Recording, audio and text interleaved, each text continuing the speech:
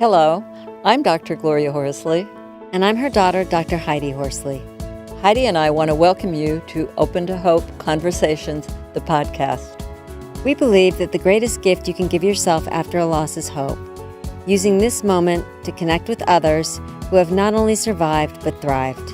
So let's get started.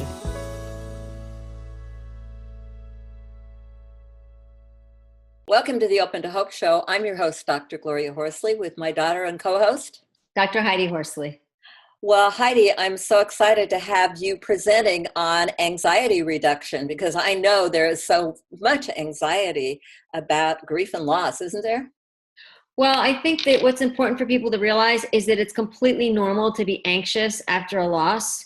And a lot of times I find clients and friends of mine coming to me and saying, Heidi, I'm so nervous, I'm so anxious, and I don't know what's going on, and I feel really out of control. But you know, Mom, after you've had a death, it's normal to feel anxious. Absolutely. And I wanted to remind you that this show is brought to you by the Compassionate Friends in partnership with the Open to Hope Foundation. And I know that Compassionate Friends is very interested in these issues of anxiety and loss because I've heard a lot of people in the grief and loss world talking about it. They have, and it is important to build awareness and realize you're normal. There's nothing wrong with you. Being extremely anxious after you've lost somebody is completely normal. So the question is, what do we do about that anxiety? Because, you know, sometimes people are in situations where they have to have it controlled. I've had people in the subways, I've had people at work saying, I'm having an anxiety attack, I don't know what to do. Mm-hmm. So today, Mom, you and I are going to give people 12 things that they can do relatively quickly to get a handle on their anxiety when they need to. Mm-hmm. You know, I think people forget about their breathing, Heidi, our number one thing. And that is when you're stressed, you've got this adrenaline going and the breath comes in the upper part of the body. And you really need to think about moving it down into the lower part of the body by the belly breathing and maybe counting 1, 2, 3, 4, 5 and breathing in slowly and in and out. So that's a great first tip, Heidi. Absolutely. And, you know, it is the number one thing you can do quickly to change the way that you feel. So you need to put your feet on the ground, ground yourself, and think about moving your breath all the way from your feet up into your head and back down. Because when we're grieving, we're oftentimes kind of floating and we feel like we're having an out-of-body experience. So this will kind of ground us again. That's why you need to put your feet on the ground and be able to feel your feet. Well, I got them on the ground right now, Heidi. While I've got them on the ground and we're breathing, let's talk about snapping.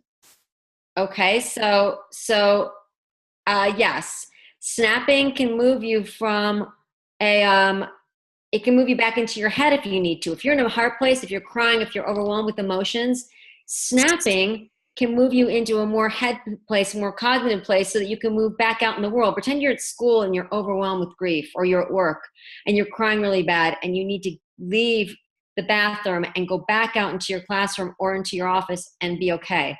Snap 50 times. Let's do that. 1, 2, 3, 4, 5, 6, 7, 8, 9, 10. Make it fun. 2, 3, 4, 5, 6, 7, 8, 9, 10. This way. 2, 3, 4, 5, 6, 7, 8, 9, 10. 1, 2, 3, 4, 5, 6, 7, 8, 9, 10. I don't know where we are. We're at 50. What about, talk about candy.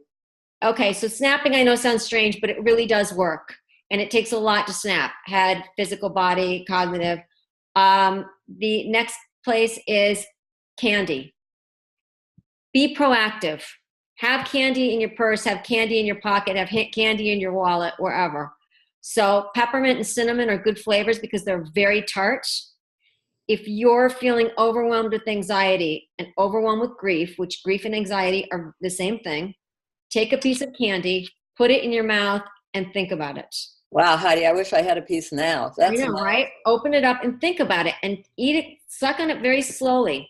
It brings you back into the present. All of these things will bring you back into the present because anxiety is about woulda, coulda, the future, you know, thinking about the past and what we could have done, what we should have done, what we would have done, and it's freaking out about the future. Absolutely. Well, self-compassion, that's a really important one because doing these things, breathing, snapping, candy, these are things that are self-compassionate for you. And that's important. You got to take care of yourself. We do. We need to take care of ourselves when we're feeling anxious, and we need to not judge the way that we're grieving. Because when you judge it and you say, oh my gosh, I'm feeling anxious, I'm so scared, you get more anxious. It'll only get so high. So if you're having an anxiety attack and you're grieving and you're worried, don't worry about it, because Good you point. can observe it. It'll get up to a 10, and then you'll peak, and then you'll start observing it going back down. Your body's not going to explode when you have an anxiety attack. I know people, somebody once said, nobody died of dehydration from crying. And that's one of the things you have sometimes when you're anxious is crying, and it's okay. Yeah, it's okay to feel anxious. You've had a big thing happen to you. Cold water, like you said, Mom, is great, because go into the bathroom and put your hands under a faucet, or grab ice cubes, or put your hands in a tub or something like that, and think about it, because it'll move you quickly into the present. You know, I know what runners do when they're going to pass out and they're afraid they're going to die of dehydration or whatever. They put popsicles in their armpits. Oh, that's interesting. That'll do it. That'll bring you into the present. That's right. That's for sure. Jumping into a cold pool will bring you into the present. Yeah, you could do a cold dip. You know, it's incredible that, the bathroom is one place you can always go. Right. Because nobody's going to say, hey, you can't go to the bathroom. Exactly. So anything that will bring you into the present is really, really important, because you need to get out of the past and the future. Those are the things that cause anxiety. The present, right this very second, does not cause anxiety. Right now, we're all together on this podcast, and we're all talking, and we're all in community. So we need to stay in the present. The 1 minute rule, Mom. I love this one because it's so easy to do. Do something that you can accomplish something in 1 minute. Mm-hmm. Do it in 1 minute. Mm-hmm. And I also heard something about the 5-second rule. Have you ever thought, wow, I should go work out, but you don't do it, and it's only in your head for 5 seconds? Act on it. So if something is going to be beneficial for you, it's the 5-second rule. The minute you're thinking something positive that you should do it immediately. Because if you wait beyond 5 seconds, usually you're not going to do it. The 1 minute rule is do something in a minute.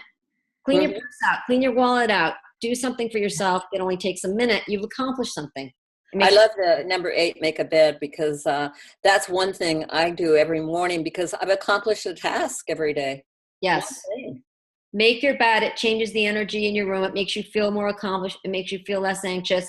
Then your bed is made all day. When you come home at night, your bed is made. It's the one thing you've accomplished in the day. And sometimes when we're grieving, we don't feel like we've done anything. You know, it's important to move, because they say if you move every 30 minutes, it really changes your body chemistry. So if you're sitting in an office, or if you're watching TV or something, get yourself up, get a drink of water, figure out a reason to move. Just get up and move around, maybe touch your toes or do a little stretch or whatever. I agree. And I have a Fitbit on right now, and it'll tell me to move.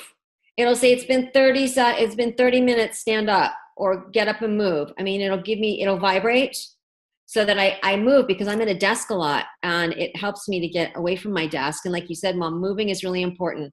When we feel really anxious or really bad, take a walk, do something to move your body. Mm-hmm.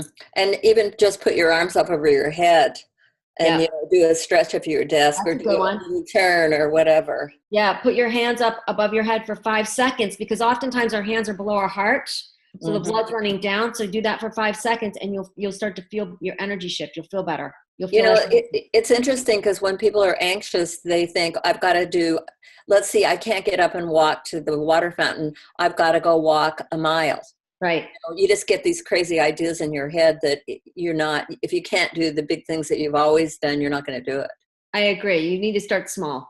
Don't set yourself up for failure by starting too big. That's what happens after, the New Year's resolutions. People will say, I'm going to go to the gym every day. It's too big a goal.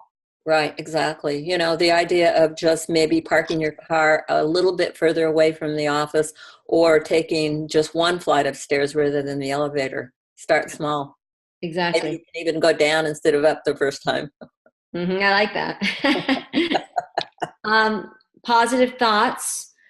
Thinking, so, when we're anxious, we usually say negative things to ourselves. We criticize ourselves and we're negative.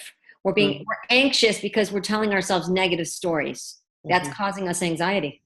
Right, right. So, We love those negative stories. I don't know why, but we get caught in them rather than telling positive stories, or maybe even giving up your story, right. deciding, you're tired of it. I always say when people go to the Compassionate Friends, they have an opportunity to tell their story over and over and over, and to the point where it begins to bore you. And that's really when healing's coming in, when you're not compelled to think negative thoughts and you can bring in the positive. Maybe it's Well, kind and I think that when you keep telling your story and over, hopefully eventually you make meaning of it somehow of, and it transforms. right, into a more positive. You can find Right. some of the positive aspects of it and look for those positive things. Heidi, I think it's really important to think positive thoughts about yourself. Well, I absolutely agree with you because it's violent communication when we don't. Talk to yourself like you would to a friend. Hmm. Say things to yourself that you would say to a friend. If you wouldn't say it to a friend, don't say it to yourself.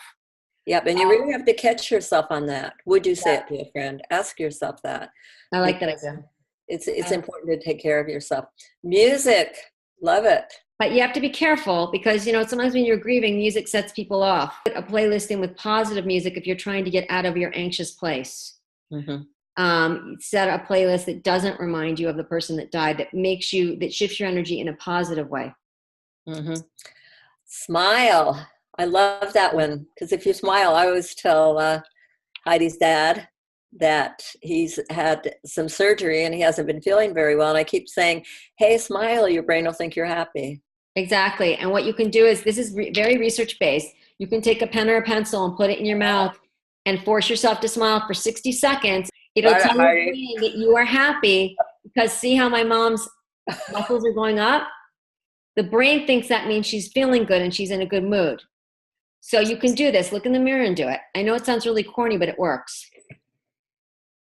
I feel lighter.